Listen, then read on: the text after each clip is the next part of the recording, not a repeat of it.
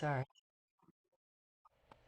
And I'll just note that we just looked at a little bit of the language in the long introductory paragraphs that, are, at least in some traditions, are said before you invite in the Ushpizin, and they have, and this key phrase here, if I can say it in the Hebrew, uvizchut tzeti me beti hachutza, to the outside. V'derech mitzotecha arutza. So I'm going out to the derech, the path of your mitzvot.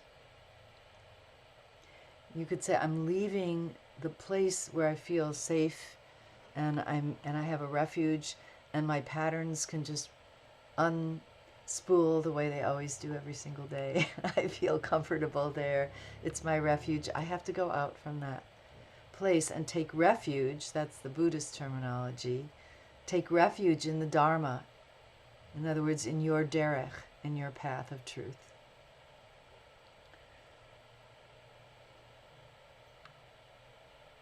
We may have to sing your beautiful song at the end because we didn't get it recorded. Oh, I'll sing that. I was going to sing also another niggin for Vihi Noam, because that's also part of this liturgy for for Sukkot. So the prayers on entering the Sukkah. Let's take a look at the festival Kiddush. I'll bring it up on the screen.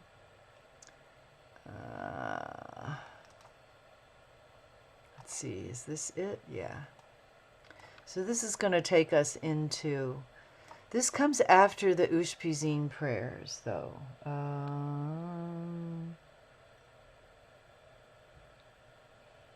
Yeah, so the Ushpizin are the first thing. So before we do this, let me just read you this little bit of Zohar. I don't think I gave this to you. I'm not sure if I have. I don't think I have it on my computer. Okay, so I'll just come back. We can look at each other for a minute. The Midrash says that there are 7 clouds sheltering the people in the desert. The people are Knesset Yisrael. So Chesed, the cloud of Aaron, plus the 5 lower Sfirot, and Shekhinah being the 7th one. So these are the clouds of glory that are traveling with the people and protecting them while they're out in the desert. And you know, in our story aspect, I loved your little vort that you sent me on story. Thank you very much, Dorit. So what story, mythology, the story of our origins. In the story aspect, we have the Exodus, Passover, then we have the Sinai, Shavuot, and now we have the Midbar is associated with Sukkot. And so in the Midbar, the people are traveling with these clouds of glory. They're protected by the lower 7 Sfirot. So both the people followed God in the desert and Shekhinah followed God in the desert, or the Shekhinah aspect of the divine is following God in the Midbar.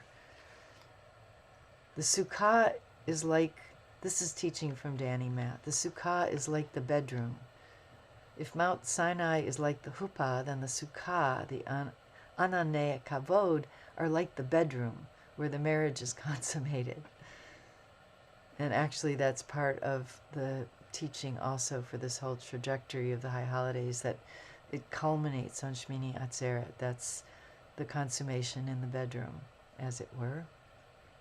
The Sukkah is called the shade of faith in the Zohar.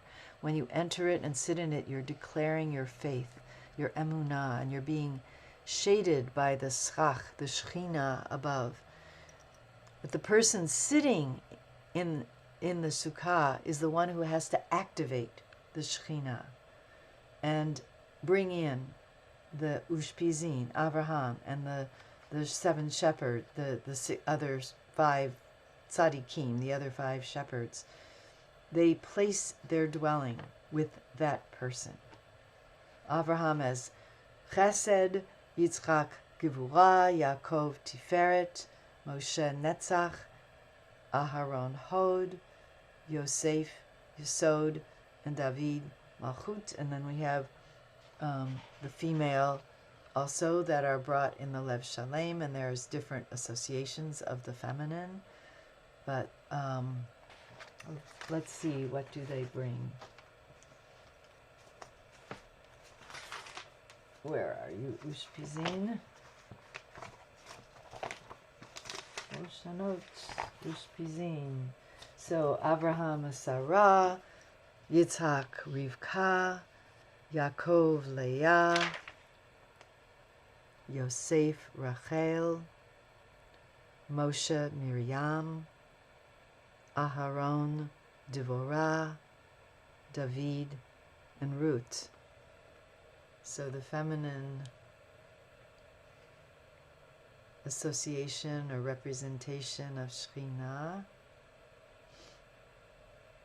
divine presence, is Ruth. And when we read, whose book we read in Shavuot, who is a Jew by choice, a Ger Toshav, if you will, and the ancestress of David. So,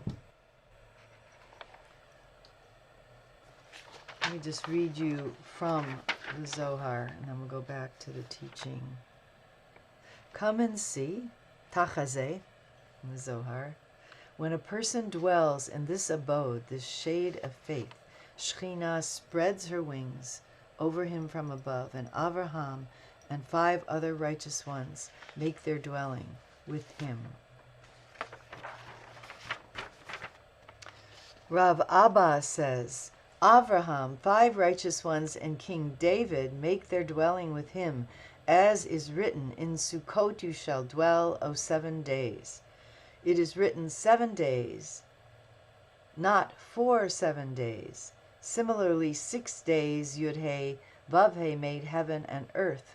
One should rejoice on each day with a radiant face, along with these guests who dwell with him. And Rav Abba said, it is written, in Sukkot you shall dwell 7 days, and afterward they shall dwell in Sukkot. So this is looking at an anomaly in the text of Leviticus, where it says first it's the you and then it's the they. First you shall dwell, then they shall dwell. Well, the first is for the guests, and the second is for inhabitants of the world. So the supernal guests and then actual people that you invite in. The first is for the guests, as Rav Hamnuna Sava says, upon entering the sukkah, used to stand in joy. Rav Hamnuna Sava, upon entering the sukkah, he used to stand in joy just inside the opening and say, let us invite the guests. And he would arrange the table, stand erect, recite a bracha, and say, in Sukkot you shall dwell, O 7 days. So the O 7 days are the 7 shepherds, the 7 sublime guests. Sit, sublime guests, have a seat. Sit, guests of faith, have a seat. So this is the first place we see this, is in the Zohar, this liturgy. And then raising his hands in joy, he would say, happy is our share, happy is the share of Yisrael. Indeed, Yud-He Vav-He's share is his people, Yaakov, his allotted possession. Then he would sit. The second, then they shall sit, is for the inhabitants of the world. For whoever has a share in the holy seed sits in the shade of faith to welcome the guests, to rejoice in this world and in the world that is coming. Nevertheless, he must gladden the poor. Why? Because the portion of those guests whom he has invited belongs to the poor. So this is like the key core teaching of sitting in the sukkah. The actual physical food that you have belongs to the poor, because the Ushpizin can't eat it because they are not physical. They are the spiritual guests. You invite in the spiritual guests, and then you give the food that you would have offered to them to people who are hungry. And he who sits in this shade of faith and invites these supernal guests, guests of faith, yet does not give them their portion, they all stand back from him, saying, "Do not eat the bread of a stingy man, nor desire his delicacies." In other words, the Ushpizin won't come into your sukkah if you haven't given their portion to the poor. So the table that he set is his own, not the Blessed Holy One's. In other words, if you're not feeding the hungry, you haven't set the blessed table, you've only set a small table for yourself and your family. Of him is written, and this is pretty powerful, it's a quote from Malachi, "I will spread dung upon your faces, the dung of your festivals, not my festivals." Woe to the person when those guests of faith stand back from his table.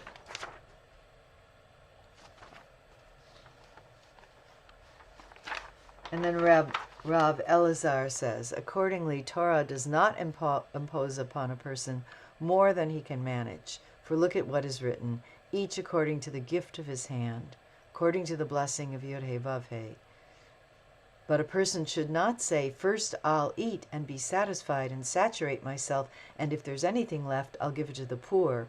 Rather, the prime portion belongs to the guests. And if he delights the guests and saturates them, the Blessed Holy One rejoices with him. Avraham proclaims over him, "Then you will delight upon Yod He Vav He, and I will cause you to ride upon the heights of the earth and feed you the inheritance of your father Jacob." And that's a quote from Isaiah. And Isaac says, "No weapon formed against you will succeed, and every tongue that rises against you in judgment you will condemn." So this is the active aspect that you were talking about, Dorit, that this is how we activate the holiness through the Ushpizin, inviting them in and then giving their portion to hungry people. Let's see if there's anything else here. The Sefirot, or Ushpizin, used interchangeably. The Ushpizin are the Sefirot of the Tree of Life. They are nourished by our generosity. And in feeding the poor, we are nourishing the supernal guests. And so Danny always would bring this to our study group on during Sukkot, and when we have a study session outside in the sukkah, really wanting to emphasize that there is this ethical, moral aspect to our mystical tradition. And here's one of the places that we can really see it in spades. Yeah. So how do we practically actually do it? Are we supposed to take food from our table to the kitchen, or are we supposed to donate, or how do we do that? Yeah, I think that's what's left up to us to do it. Are you going to invite people from the street to eat with you, or are you going to go to the food bank and, volunteer, or you give money to the food bank, but in some way, or do we collect groceries? Many of the communities I've been part of collect food during the high holidays and then take that to a food bank. So it can Right, be... but that's not Sukkot, right? Or maybe it covers Sukkot too. Yeah. Well, yeah, what's the kavanah? Do we actually wait and or collect more food and take it during Sukkot to the food bank? Do we go and work in a soup kitchen? Is there something separate about high holidays and donating food? Or is it just a Sukkot part of it that happens? I've been in a few renewal communities that just make it a food drive. It's the time of year when Mazon puts out a lot of their requests, particularly during the high holidays and Sukkot. I mean, if you really think of the high holiday trajectory as including Sukkot and Shmini Atzeret, it makes sense to me that that's how you would do it. Our congregation actually does it, but it's never connected to the liturgy or the tradition, or like, why do we do it? Yeah, Now you can connect it. yeah. Now you can connect it. And so then the liturgy itself, as you saw in Lev Shalem, is each night we do this kind of preliminary prayer. And then on each night, you would do the prayer that invites, or you invite all of the Ushpizin, but there's a lead a lead figure. So each night there's a lead figure. Yeah, Elisheva. I have so many things to say. One is, when I grew up at Kol Shofar, and also my dad being there, I think they made the campaign for food on Yom Kippur. And there were two reasons. One, that being a day of fasting, really raising awareness around hunger and what people might spend. And also, Sukkot is so not practiced among so many people. So it never occurred to me that maybe that practice was taken from this Sukkot, the idea of feeding the hungry on that day. And I think so much of let all who are hungry come and eat. I hear that echo from Pesach in this Ushpizim piece. The other things that I'm really like thinking about, there are three things that I just took notes. One is that this is aligned with the Day of the Dead. And in that culture, in the Hispanic culture, often what they do is make an altar and they put food out to offer it to the spirits. And I sort of wonder if there's also the practice that that's available. So if other people, if hungry people came, they could maybe glean from the altar. I don't know. Just makes me think of gleaning. Like it's just, if my sukkah were not in my backyard, if it were in the front yard and I offered food and I lived in a place where hungry people were walking by, it might also just be this invitation, like Mikasa is Sukasa, it's open, come and eat with me. You know, it's like a different sort of making the holiday public. That's beautiful. And as you were speaking, I just really felt the connection of each of these three holidays and the way they hold the year. As you said, all halach ma'anya, all who are hungry come and eat. And then we have Ruth on Shavuot, the gleaners, and the Leviticus, Vayikra, which says, you know, the corners of the field are not yours. They don't belong to you. They belong to the poor. It's not like you're being so generous and giving from what you have. It's like they're not yours. And this is the same principle. This food is not yours. And if you offer it to the Ushpizin, it belongs to the poor. And if you if you don't invite the Ushpizin, you're not going to be sitting with Shekhinah. You're not going to have that divine presence in the clouds of Anan. You know, your sukkah is going to be, in a sense, chevel. It's going to not be what it needs to be. Well, it'll be an empty sukkah.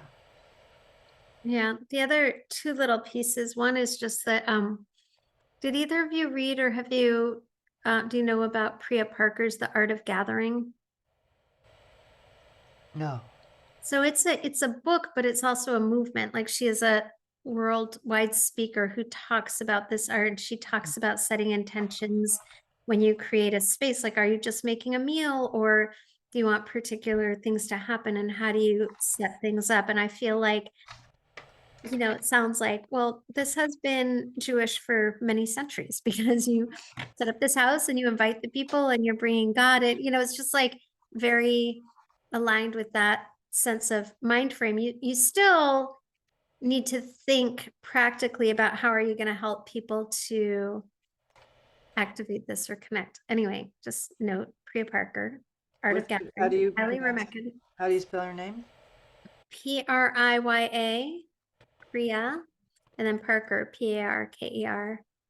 You know, in a way, there's nothing new under the sun. So, and I, some of the folks I work with talk about offering hospitality, and you know, we know that Avraham, as a archetypal figure, is associated with hospitality, and that's in our morning liturgy every day, we say Haknasat Orchim is one of the little pieces of Gemara that you read as part of the morning blessing. What are the, Elu Devarim she'ein lahem shiur, or Elu Devarim she'adam ochel perotehem ba'olam hazeh, v'hakeren kayamet lo la'olam haba, Elu chen, and one of them is Haknasat Orchim. So,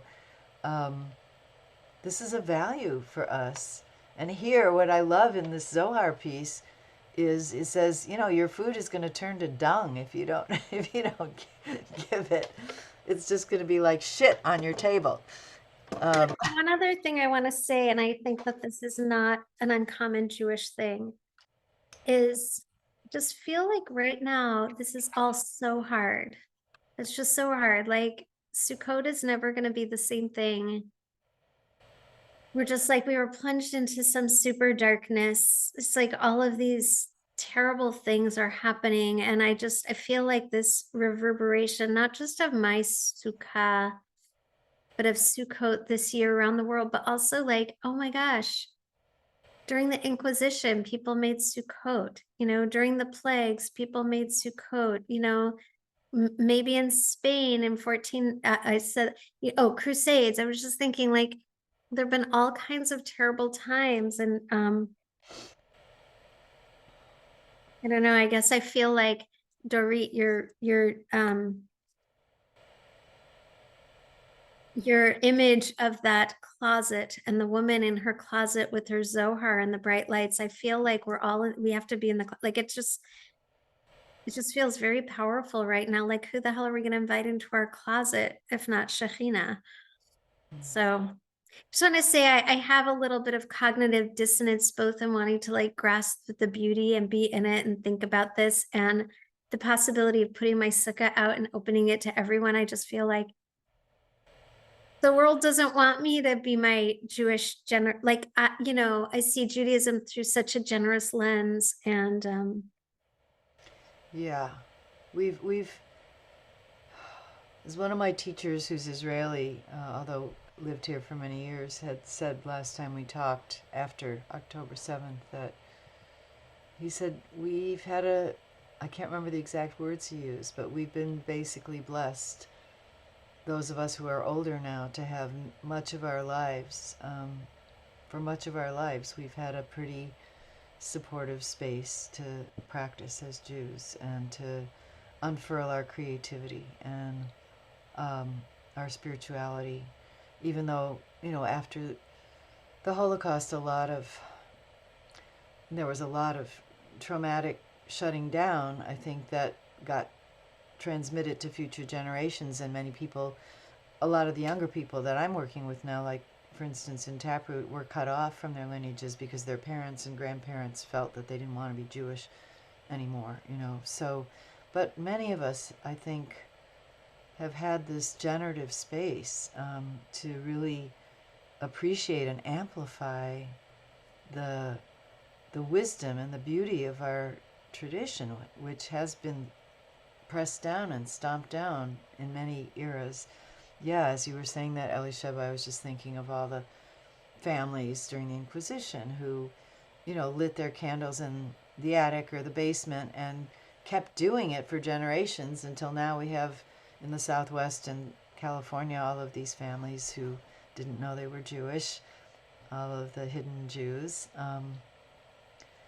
who are now wanting to reconnect, and here we are in this time of people kind of coming out of the woodwork, wanting to reconnect, people wanting to convert even at the same time as we're now experiencing this wave. And I just was sitting with a little advisory council with IJS folks yesterday and beginning to talk about how Judaism is not going to be the same now. For younger people in particularly, it's not going to be the same. And how is this going to affect Jewish leadership going forward? So, yeah, I hear you, this dissonance, this, if we'd been doing this a year ago, it wouldn't have been the same. Yeah, Dorit. So I'm going off a tangent, but this reminded me something that's not related, and it's related to like where we are in history. And I don't remember who it was, but I've been listening to some podcasts like out of the box about the relationships of Israelis and Palestinians. And this person met with a Palestinian, and they met in Tel Aviv. And the Palestinian looked around at the hustling and bustling Tel Aviv life, and he said, "You are not going to make peace with us. You are too comfortable." Anyway, that's another aspect of, having our safe space and maybe not looking at those who don't have this safe space. Yeah, I hear you. I hear them. It's very powerful and disturbing. Yeah. So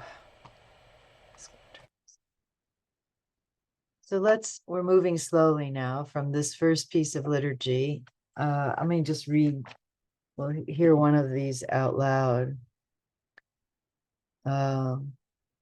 These are not in my mouth, in the, whatever this is. It's a kind of a somewhat bastardized Aramaic, but Bimatu Minachon. So Avraham B'Sarah, this would be the liturgy for the first night. Ushpizeh ila'eh, deyet vu imi, ve'imachon kol ushpizeh ila'eh. I mean, there's something beautiful about the Aramaic, even though it's probably not very authentic Aramaic, but Yitzchak, Rivka, Yaakov, Leah, Yosef, Rachel, Moshe, Miriam, Aharon, Udvorah, David, Ruth. So that's after the introductory paragraphs, which they don't really have in the Lev Shalem. They have there's a whole page of introduction in the art scroll. So if you want to look at a more, if you have an art scroll, you can look up the Ushpizin and you can see it's much more about the preparation and the unification. And I'm doing this for the sake of unifying the divine name. Here they just have a little paragraph of introduction, and then they have the individual callings for each night. And then we move into Kiddush. So now I'm going to bring that up on the screen again. And let's see. I don't think I can make it bigger. It just is more black. That's all. So just the festival Kiddush just has these little additions in it for each of the holy days. And then it has additions in case this would be on Shabbat. So when you would start, if it were Shabbat, with the Yom HaShishi, and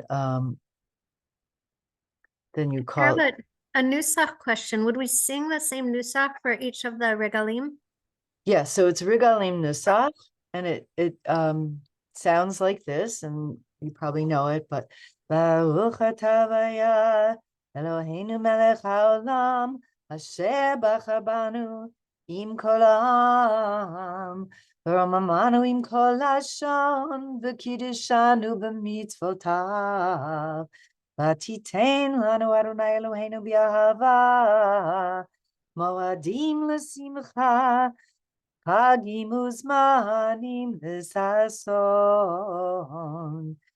et yom chag hasukot hazeh v'et yom tov mikra kodesh hazeh zman simchatenu mikra kodesh zecher litziat Mitzrayim kivanu v'achar taviotanu kidashta Im kol ha'amim ומועדי קודשך, בשמחה ובששון, בשמחה ובששון, הנחלתנו. ברוך אתה הוויה, מקדש ישראל והזמנים.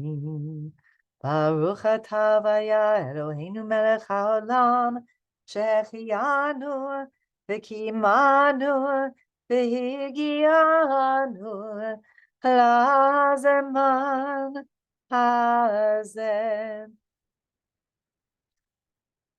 And that would be the same for all the festivals. Thank you. And with these different additions. So always the remembrance of Yitziat Mitzrayim, of going out from Mitzrayim.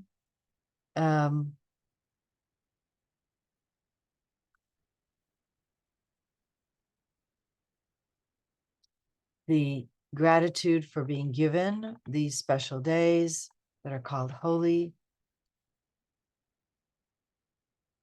And then you would say the bracha, Baruch atah havaya, Eloheinu melech haolam, asher kitshanu b'mitzvotav, v'tzivanu leishev basukah.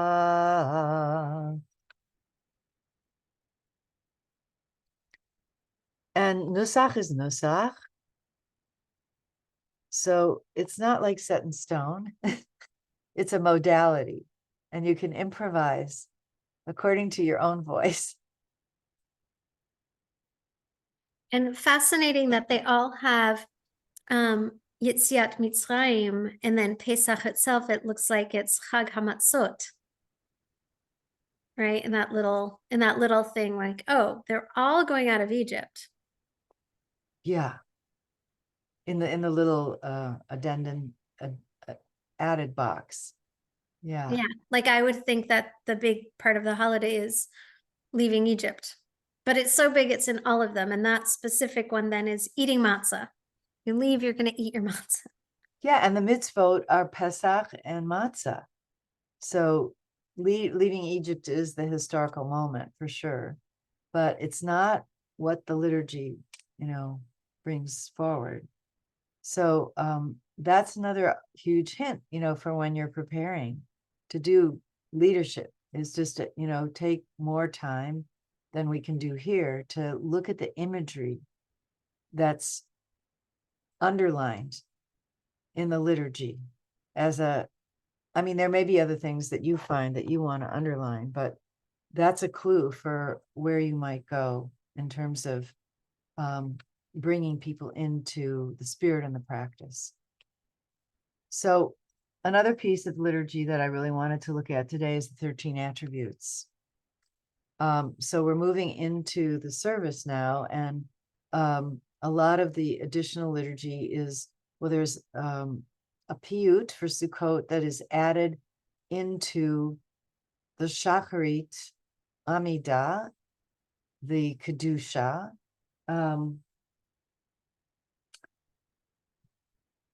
Let's see.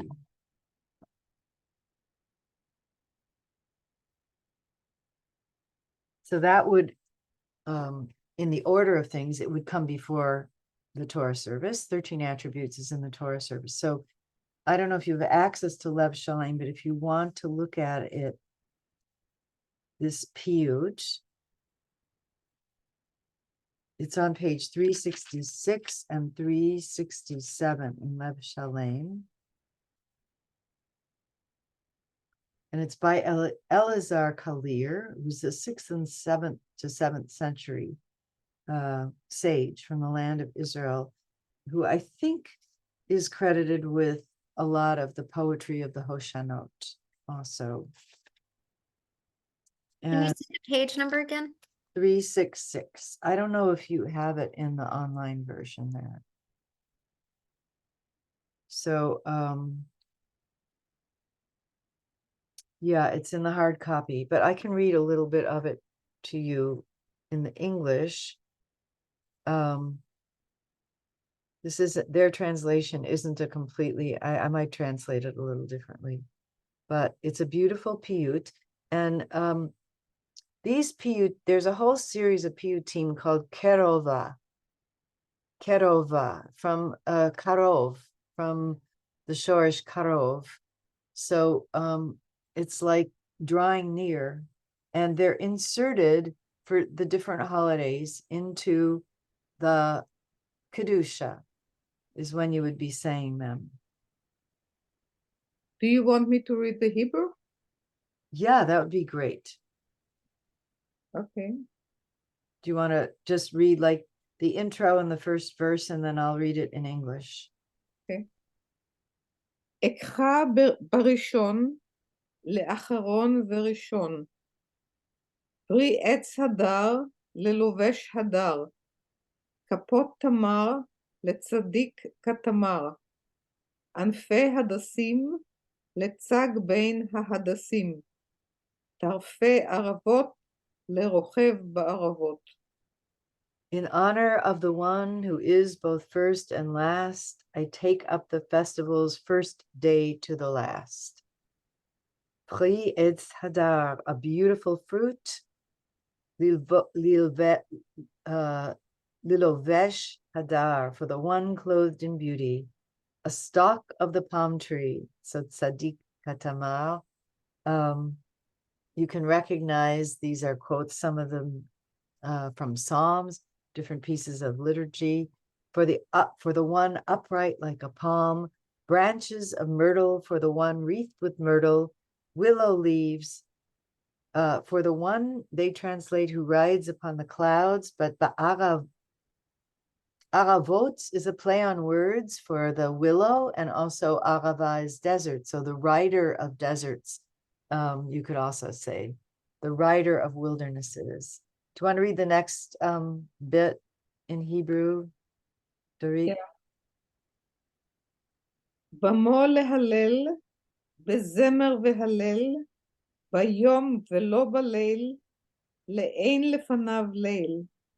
With these I celebrate, singing and praise each day, but not at night, to the one who knows no night.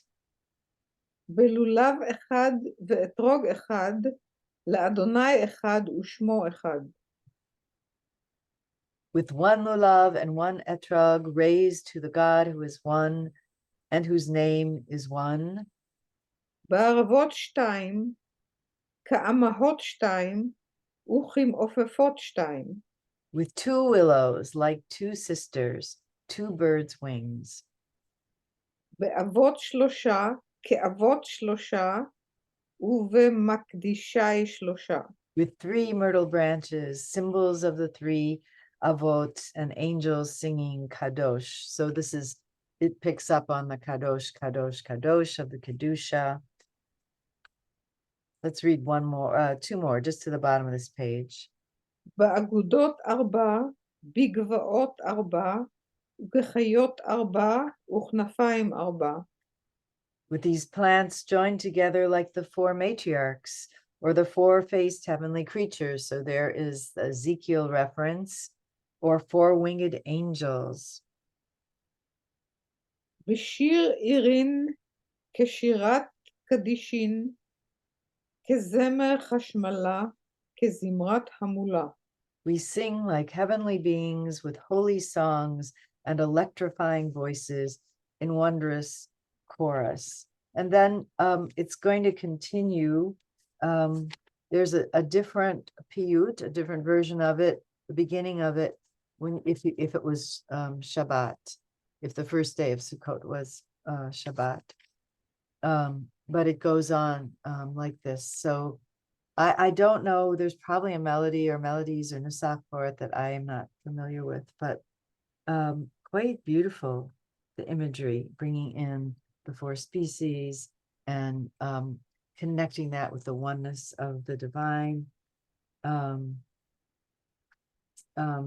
The next page, 367, is how you would begin if, I'm sorry, what we just read was for Shabbat. The next page would be for the intermediate days, and then it continues. with a coda, an ending. So that is something that is called a keruva, and that's a whole category of piyutim that are inserted into the Kedusha prayer for the festivals. And then we have, we're going to move to the 13 attributes. Yeah. Okay, before we leave this one, I just want to say it's so, so beautiful. I don't know if I've ever heard it or not. I mean, I probably have heard it and didn't know. And there were like a few moments that really caught me. And one is like, just even at the end when it says, now we sing in heavenly voice or whatever it was. And I'm like, oh, does everyone join in at that point? And in the beginning, when you're talking about the tamar and the katamar, at some point my brain did a hyperdrive jump also to Kabbalat Shabbat when we sing Tzaddik Yes. Tamar, and I think also in some of the Kabbalat Shabbat psalms, um, not just Tzaddik Tamar Yifrach, but also like Ke'eres Balvanoni Ske, like the there are some other references that I just wonder is like either the Paitan is playing on also Kabbalat Shabbat or Kabbalat Shabbat, more likely, because I think Kabbalat Shabbat is later, although the Psalms would have been earlier. There's just like that nice resonance to think like, oh, a little taste of Sukkot every Erev Shabbat. Oh, Yeah, I mean, it's interesting to me that I always assume that all of this is very intentional when they're pulling phrases from other places. But, you know, because I'm not that level of scholar in the sands of time, I don't know what came first, the chicken or the egg. If the Kabbalat Shabbat folks chose those psalms later, at, you know, 1,000 years after this Paitan took these phrases from the Psalms, or if there was already some kind of a practice of using those Psalms on, saying those Psalms on Shabbat. I realized that I said this incorrectly because I was thinking of another piece of liturgy. This, what I just read you, it's not for Shabbat, it's for whatever the first 2 days of Sukkot are. And then there's a different beginning for Chol HaMoed Sukkot, but then they come together and they have the same ending. That interestingly, I think the intermediate days, which is on page 367 in Lev Shalem, it's not quite as poetically beautiful as the first 2 days. It's a little more prosaic, actually. Though I think it's by it's all the same poet. Here's a little sample in the English. Recalling your wonders of old, I crave your presence, for with you complete joy is found. You are my utmost desire. Your might redeemed your people, whom you led with care and kindness. It's more prosaic. It's more weekday, you know. It doesn't have quite that flourish, that beautiful poetry of the first 2 days. But worth taking a look at and seeing, you know, are these things that we might want to reclaim that we don't usually do in our renewal liturgy? We don't even know about them. And might we want to reclaim them or reclaim the tradition of them by creating new poetry that we would then insert in the same way that this poetry has been inserted by sages of old? So let's look now at the 13 attributes, which is a really favorite practice of mine. We're coming back to this screen and we're moving to the next. Whoops. Oh, I'm sorry. It's not this screen. What did I do with the 13 attributes? Oh, they're just a document. All right, trying again to share the document.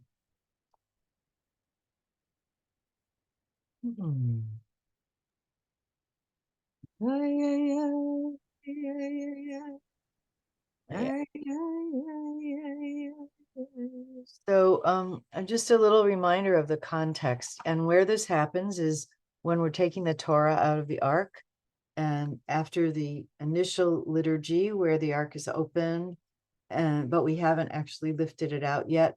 We're standing in front of the open ark, and we chant 3 times the 13 attributes. So where you would find that, where would you find that? In the Torah service for the festivals. I don't think I have the page number here.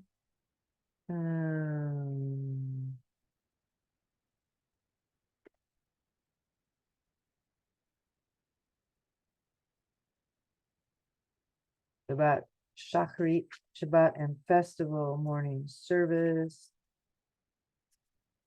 Amidah.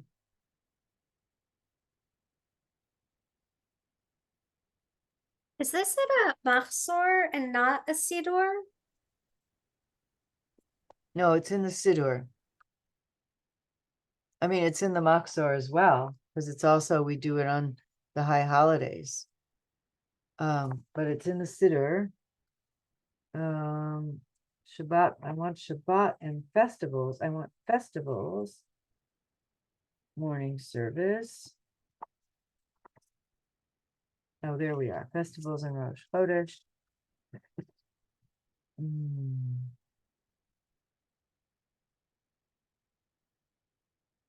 Oh, yeah, this would be after Hallel. We should have done Hallel first. Shalom. So on page 323. So it's after we've opened up the ark. We've done the liturgy that we always do. Ki mitzion tetzei Torah d'var Adonai miYerushalayim baruch shenatan Torah le'amo Yisrael b'kedushato. And then we recite the 13 attributes. And just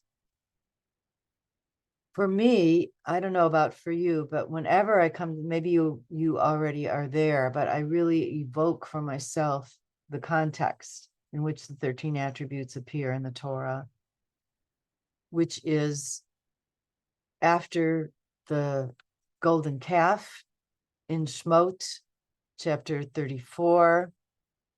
And when Moses has pleaded for the people and saved them yet again from destruction, God says, I'm just going to do them in, and we'll start fresh with you.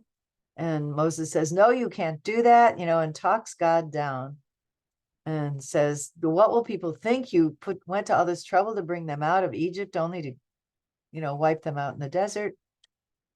And then Moses says, if you're not going with us, you have to come with us.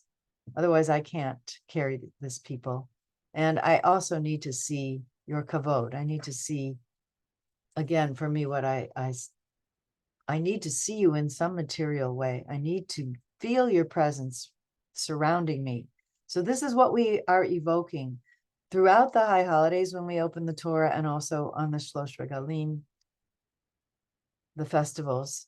This moment of a second chance, but Moses also saying, I can't go on if you're only being the Dayan, if you're only the judge. I have to have a sense of your best, most encompassing, helpful self, God. So then Yud-Heh Vav-Heh says, well, you can't see me and live. There's a whole drash there that's really powerful about how there has to be a dissolution of ego. The cleft of the rock is God, is Moses stepping inside of God. That's what allows Moses to really be with God in this moment. And I see this whole moment liturgically as a moment of the fusion of human and divine. That's what's happening here. The pronouns are not very clear.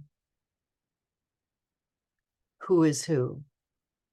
And that's where we get Havaya, Havaya, El Rachum V'Chanun, Erech Apayim, V'Rav Chesed Ve'emet, Notzer Chesed La'alafim, Nose Avon V'Fesha V'Chata'a V'Nakeh. And then it goes on, Lo Yinakeh, Oked Avon Avot Al Banim V'Al B'nei Vanim Al Shleshim Ve'al Rebeim, Ve'al Rebeim. And then Moses falls on his face and prostrates himself in prayer. And this moment of the divine descending to stand, telling Moses to carve out a second set of tablets, bring them up to the mountain, don't have any other being, human or animal, around you. And God descends in a cloud, and there's this moment of we don't know whose voice is calling out. Is this the divine voice? Is this Moses's voice? Is that both of them at the same time? It's a meeting of heaven and earth. And the English is my translation. So we'll just come back together for a minute here. So I have a practice with this that I wanted to share with you, which is a tracing on the body of the 13 attributes that parallels the Sefirot in an embodied way. And something that I teach to my students, but I do it every day when I daven, if I'm davening. If I'm davening, particularly with talis and tefillin, I do it underneath my talis when I put the talis on before I begin the brachot. So it's part of my putting on the talis. And there is a midrash that you probably have studied that at this moment, it's a beautiful midrash, when the divine descends to meet Moses on the mountaintop, God, God teaches Moses how to put on a talis and tefillin and how to daven. So this is kind of an archetypal moment of when the essence of our davening is to call on these qualities, and that God's tzitzit are hanging down. Moses could grab the tzitzit, learn how to put on a tefillin. So I'm going to show you the practice, and then we're going to look at we're going to go back and look at how we wave the lulav during Hallel. So if you want to kind of do this with me or notate it, I mean, we're recording it, so you'll have it. But if, for me, the Sefirot, the way I embody them, and Dorit has done this with me and with my colleague, Simona, so this is very familiar, but the 8th chakra up here at Keter is somewhere beyond. Then right brain, Chochmah, left brain, Bina.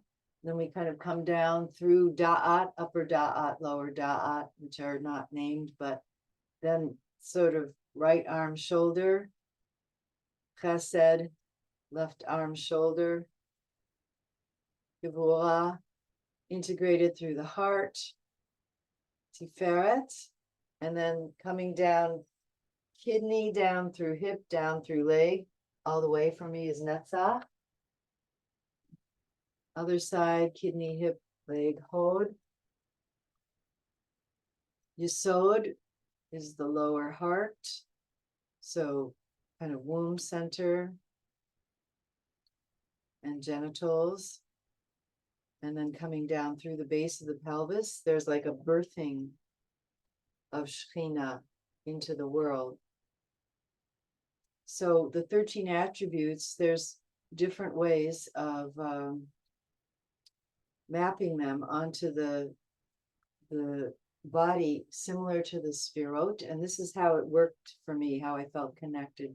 So it starts with Adonai is upward, is that Ein Sof more, or I usually say Havaya. And then the second Adonai Havaya is beginning to draw down toward our own body, toward the top of your head. And then El is the right side, El, the creative force, Chochmah. And Rachum is Bina, the upper mother, the womb, compassion. So El, Rachum, and then just flowing down through Da'at is not named. Chanun, Rachum, V'chanun is Chesed, so grace, unbounded. And then across Erech apayim. So patience is gevura, is associated with gevura. Patience. Erech apayim. V'rav chesed is an integration of chesed and gevura through the Tiferet center. Rav chesed, great love. Emet is netzach, associated with netzach. Emet.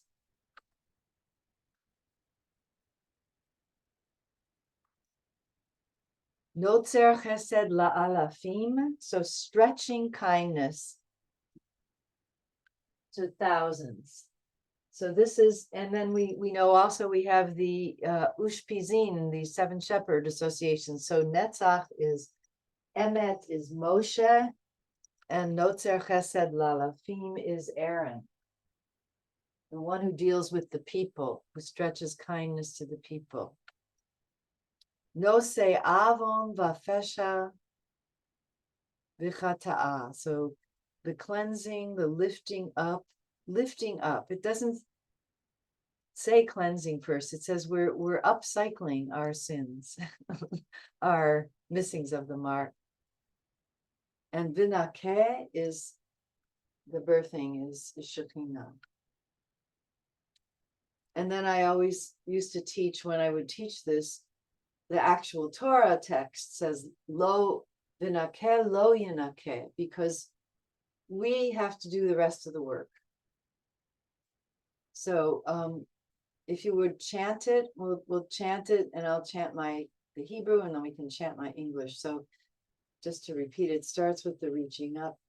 Havaya, Havaya Elohim, V'chanu,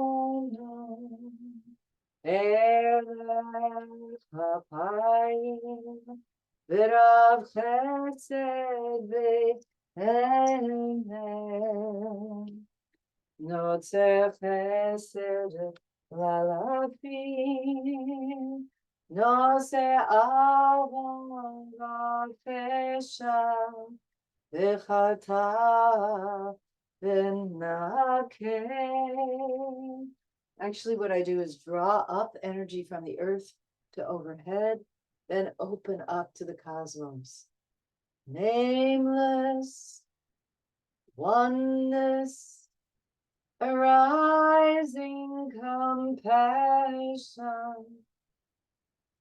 grace and patience, flowing kindness and truth, stretching love from age to age, lifting sin, guilt, and error. I usually do this as a kind of self-massage, and making us free. Do it one more time in Hebrew. Imagine standing in front of the open ark, doing this. Havaya, Havaya, L'rachim, V'chanu, Erech Hapayim, V'rav Chesed V'emet, Notzer Chesed La'alafim, Nose Avon V'fesha V'chata V'nakeh.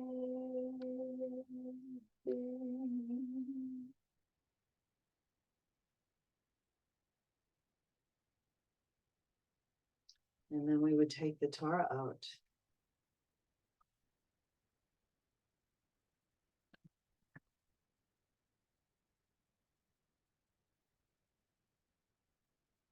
So I guess we'll have to do our Hallel and our Hoshanot next week, and Geshem, and talk a little bit more about Shmini Atzeret.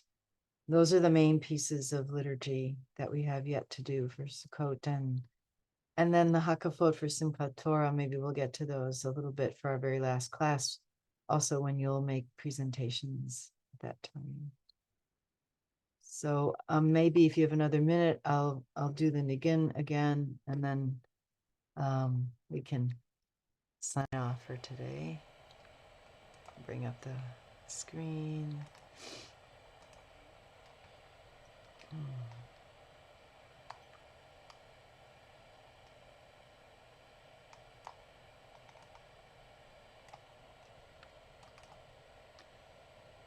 Okay, we'll do this one, and we'll end with Vihi Noam.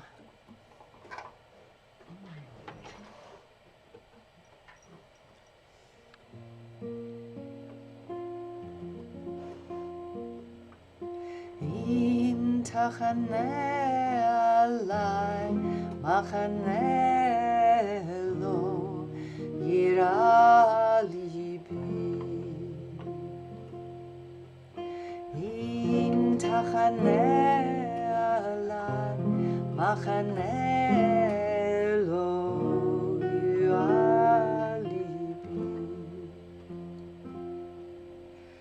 Im takum alai milchama bezot ani voteach. Im takum alai milchama bezot ani voteach. Im tachane alai machane lo yira libi. Im tachane alai machane lo yira libi.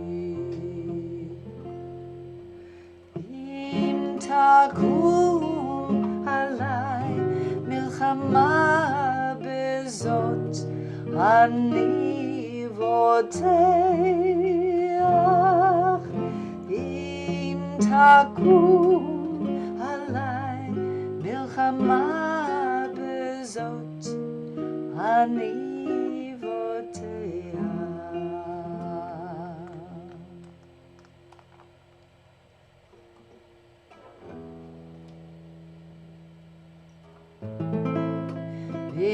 Noam.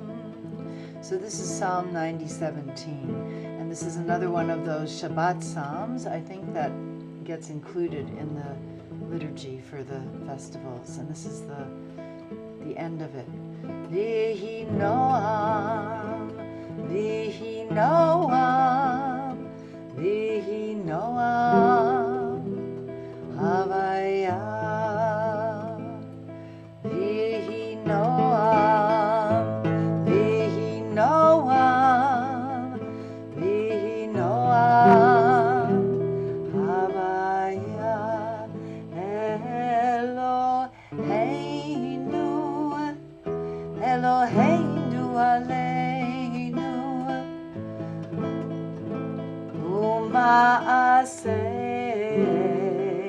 Umaaseh Yadeinu,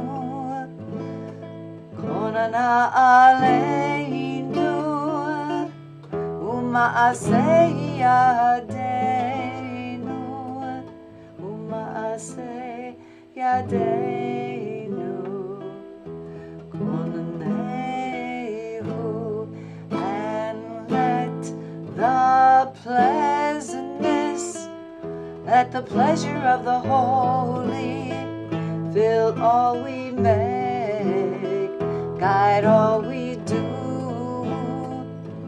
and let God's loveliness fill all we make, guide all we do, be what we are.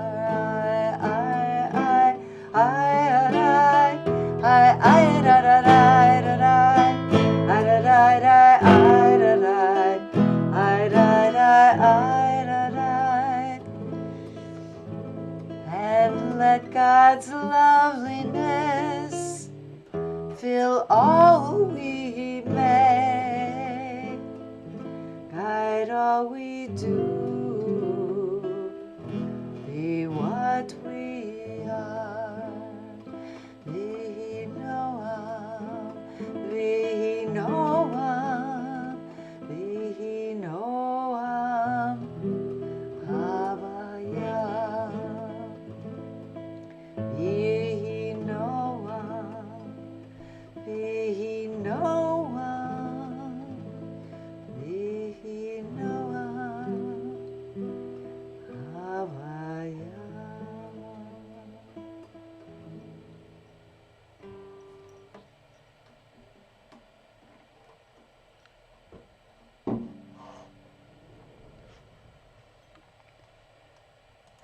So that's it for today.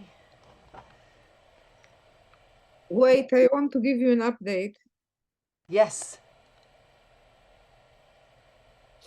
So the 14 ones that are being released today were transferred to Egypt. So they're out of Hamas, and from Egypt they usually go to a border crossing between Egypt and Israel, and then from there they are flown to hospitals in Israel where the families are already waiting. So we're holding Liat in our prayers that she is safe and that she will be well. And thank God, as you said in your text. Baruch Hashem. May she be reunited soon with her loved ones. Amen. Such a miracle. And it's coming from not knowing anything about her since that Shabbat. This is a big gift. Yeah. Well, keep us updated. If you get any more news, text us, okay? I will. Yeah, thank So you. now you have Elisheva's phone number too in the shared text. Yes, now I have it. Thank you. I should have had it before. All right, you two. Thank you for that journey. I feel like I'm not the same person I was 2 hours ago. Good. Me too. Oh, thank you so much. Yeah. Goodbye, you.